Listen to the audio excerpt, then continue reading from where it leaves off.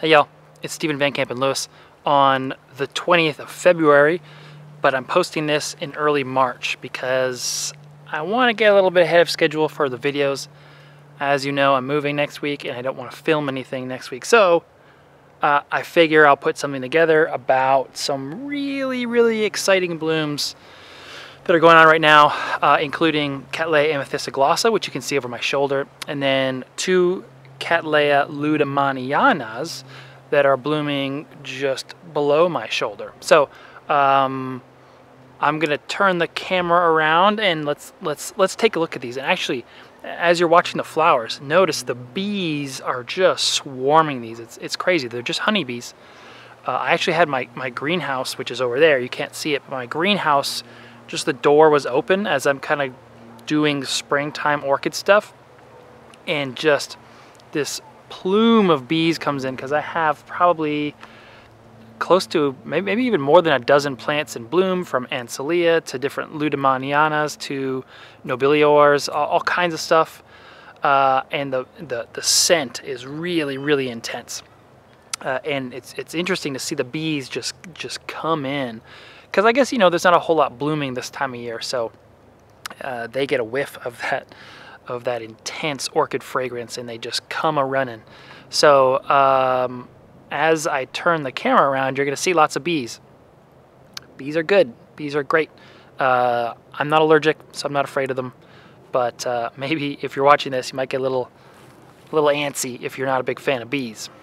Anyway, as they're buzzing past my head, let's turn the camera around and take a look.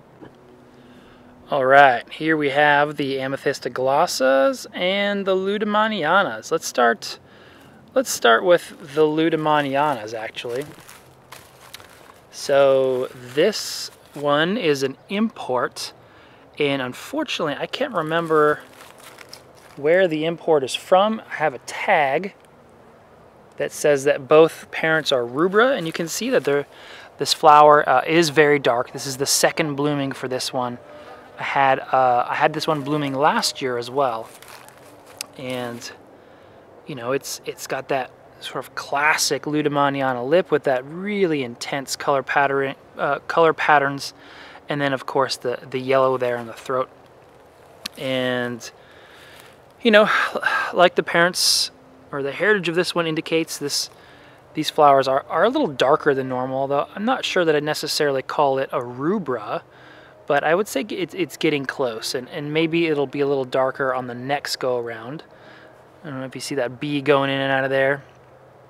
They are really having a good time with this, although I suspect they're getting a little frustrated because there's no actual nectar in them, in these flowers for them. But see him crawling out the top there. He's like, I'm out of here. This one is actually, so the rubra I'm gonna sell. That one doesn't make the cut in my opinion. So I will, you know, by the time actually this is posted, this one will have been sold already. It's beautiful. It's just, you know, the flowers are a little smaller than I like. The color isn't as rubra as I wanted, but it's still a really nice plant. And you can see actually larger flowers over here. So this is the size of the flower that I would be expecting as sort of the minimum that I would call a keeper.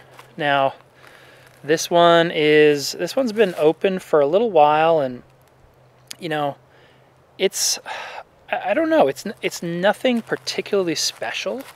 I love this lip. I love the size of the flowers. You know, so if I put my hand here, put my pinky there, so it's not quite hand size, but it's getting darn close. And I'm going to keep this one. This one I've had for a bunch of years. It just grows like wildfire. And, you know, I think there's a good chance that the other one might be a little nicer in terms of color, but just this lip, I can't get over it. It just draws me in every single year. In fact, when I got this one, it was at a Heart of Texas Orchid Society show. It was before the pandemic, so it was probably 2019, spring of 2019, and I went to the vendor who had this one on display, and I said, hey, if you ever chop this up, I want a piece. And sure enough, he chopped it up, and the next time I saw him, he had this for me, and I snapped it up. And you know, it's a It's a robust plant. I got another spike forming right here. Lueddemanniana is super easy to grow. They are one of those plants that grows in the very hot, arid parts of Venezuela. So they're perfectly suited to Texas. And I guess I should explain one of the reasons that I'm so critical of this one is that this particular species, this is one that you can pull right out of the wild and get it awarded. You don't need line breeding because they're just that amazing of a flower. So if like this one could never get an award because it's not nice enough, even though I love it. And this one is too small. The color's not great. I mean, it's okay, but I don't know. If I'm gonna take up space in my grow room or my greenhouse or wherever I'm growing, it's got to be nice. And this one, to me, has the lip that keeps me coming back to it. So the bees agree.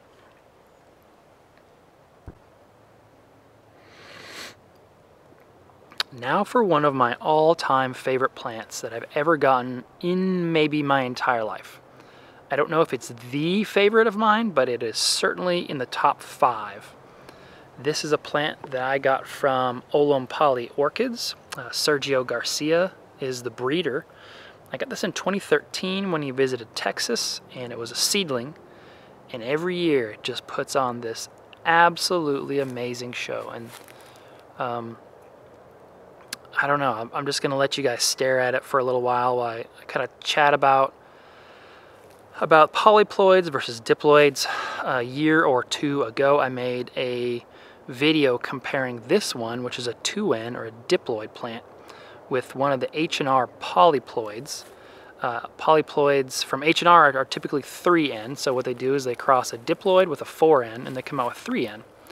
And the purpose of creating a 3N is so that you cannot breed with it. Harry and Roy over there are not interested in having people taking their hard work, their hard line breeding for amethystoglossas, and use it in their own breeding programs. So they create what are called mules. And these mules are really unable to breed. So they're dead-end lines, but the flowers nonetheless are stunning. And of course the flowers are about, of the polyploids, are about twice the size of this. So imagine this, but it you know, it fills up basically my fingers when I put them like this. And in fact, the one that I have right now is a monster plant. It is just opening up, and I will not be bringing that with me to my next house. That is one that can get sent to someone or sold to someone who's got a big grow space. This one, on the other hand, I will fight. I will fight to keep this one for the rest of my life, as you can see. And you can really see why. Let me see if I can zoom in here on one of these flowers. You know, the lips here are like plastic. It's like a hard plastic, and they're really bumpy, and the petals and sepals are somewhat waxy. You know, they're not quite as hard as the polyploids, but boy, they're nice. And the fragrance is really great. I like this fragrance. It's kind of a musky scent. And I've talked to some folks who absolutely do not like it. But, you know, it's really just a matter of preference, I guess. And I absolutely love it. I grow all of these next to each other. They get typical Cattleya conditions. So I grow mine in orchiata bark in clay pots, as you can see. And it responds with really great, strong growths, stunning blooms, and reliable blooms that bloom this time every year.